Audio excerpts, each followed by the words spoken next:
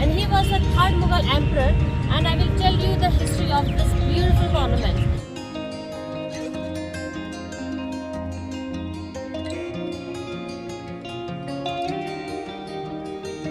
Friends, I hope you all are well. Today I will tell you the history of Akbar's tomb, and inside this complex there are two more historical places. I will also tell you the history of these monuments as well as. This monument opens from sunrise to sunset. You can only take your camera, medicine, and water with you. For video camera, you have to pay 25 rupees extra. There is no entrance fee for under 15 years old children. You can take a screenshot of the ticket's price. Due to COVID-19, the ticket counter is closed now. You can buy online tickets through ASI website. I will give you the link in the description. Or when you are here, you can scan the barcode and easily buy your tickets. After a short walk, you will see a beautiful palace on your right hand side. This palace is known as Kanch Mahal. It has beautiful stone carving. It was constructed between 1605 to 1619. It was a harem quarter, a mahal or ladies' resort, which was used as the royal shikargah or hunting lodge by Jahangir. Blue and green tiles are used on it. Because of this tile work, it gets its name Kanch Mahal. The use of jharokas and balconies increases the beauty of this palace, as well as it makes the floor airy and open.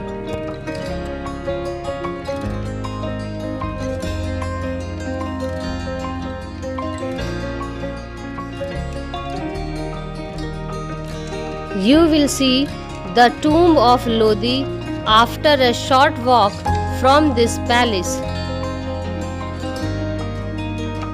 The Lodi dynasty was an Afghan dynasty. They ruled from 1451 to 1526. Sikandar Lodi founded Agra in 1504. He shifted his capital from Delhi to Agra. Ibrahim Lodi was the last ruler of this dynasty. He became Sultan in 1517 after the death of his father Sikandar Lodi.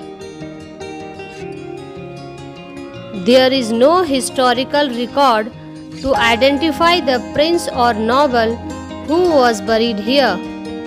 The tomb can be assigned to the region of Ibrahim Lodi 1517 to 1526.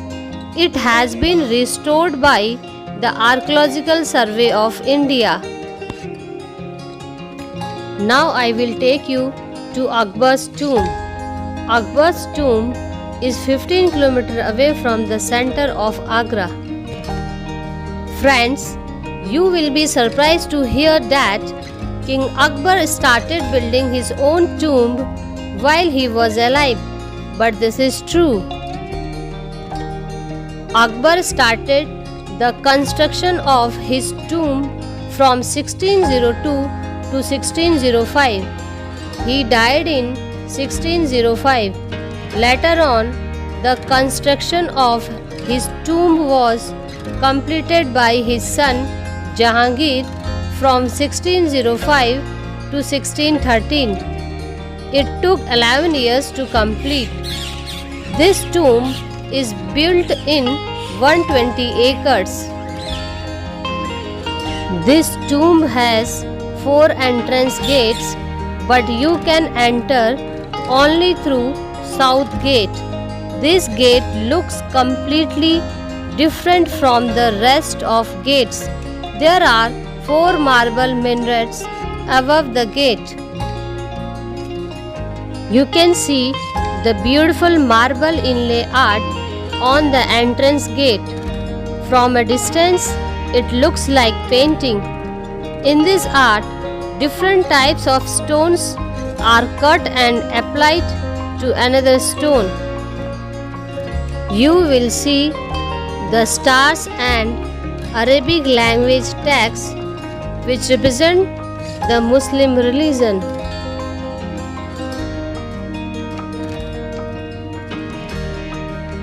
On the walls, you will see small crosses which represent the Christian religion. You will see swastik symbol on the walls which represent Hindu religion. Akbar was a secular ruler. He gave equal respect to all religions. Akbar had 3 wives, Hindu, Muslim and Christian.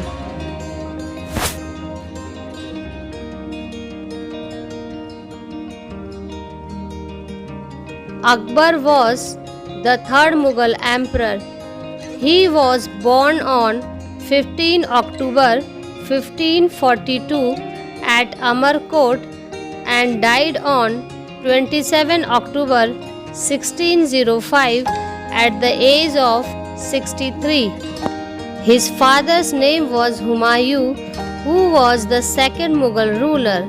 His mother's name was Hamida Banu Begum. His real name was Jalaluddin Muhammad. He was also known as Akbar the Great because of his good deeds. He ruled from 1556 to 1605. Akbar was descendants of Genghis Khan. His grandfather Babur was the first Mughal emperor of Mughal dynasty. Emperor Akbar started a new religion, Deen-e-Ilahi. In this religion, all religions were given equal importance. Akbar's tomb has huge garden inside where you can easily see wild animals like deers, stags, peacocks and monkeys. The real beauty of this tomb is its beautiful gardens and the animals. The green surroundings with wild animals gives it a unique identity in the city of culture and heritage. Akbar had built 44 rooms here. Each room had a beautiful arch design from outside. He is buried inside the center of this building. He wished that if any person of the Mughal family died, then he or she should be buried here. But alas, his wish was not fulfilled. You will see only 4 graves, including Akbar and his relatives. 40 rooms are still vacant. You have to take off your shoes before entering Akbar's grave.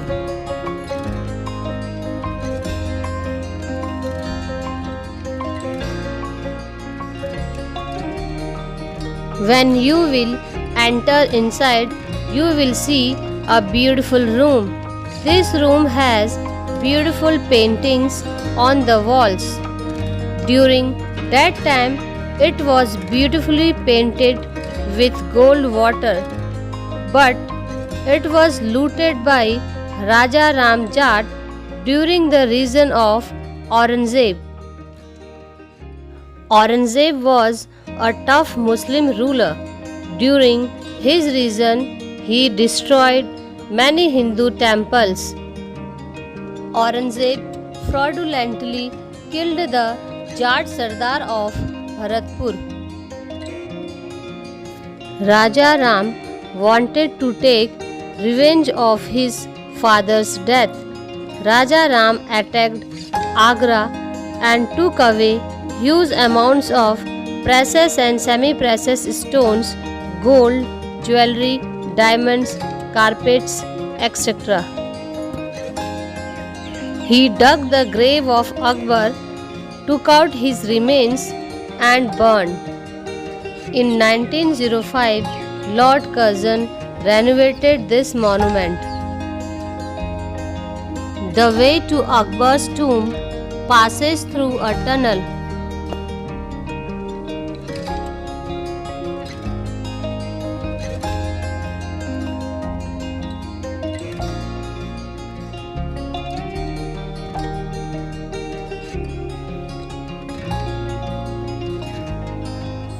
Akbar's grave is made of white marble. Your voice will echo inside. Above Akbar's tomb, you will see a big lamp which was installed by Lord Curzon in 1905. You can take some nice pictures of the south gate from the inside marble lattice. This is the tomb of his Muslim wife Ruqayya Begum. You can see the beautiful stone carving on it.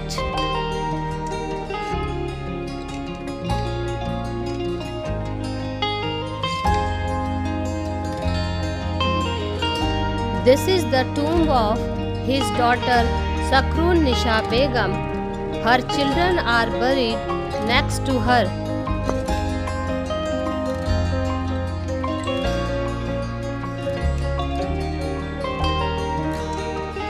This is the tomb of his daughter Aram Banu Begum.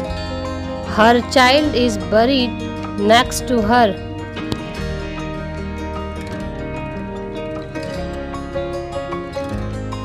These are the rooms which are empty right now. You can see the beauty of the arches and take nice pictures from here. I am sharing some more beautiful pictures and videos of this monument. Friends, I hope you liked this video. I work very hard to make videos for you guys. That's why I request to you, please like and share my videos to your friends and relatives. And if you are new in my channel, please don't forget to like and subscribe it. See you in my next video. Till that, be safe, take care. Jai Hind, Jai Bharat.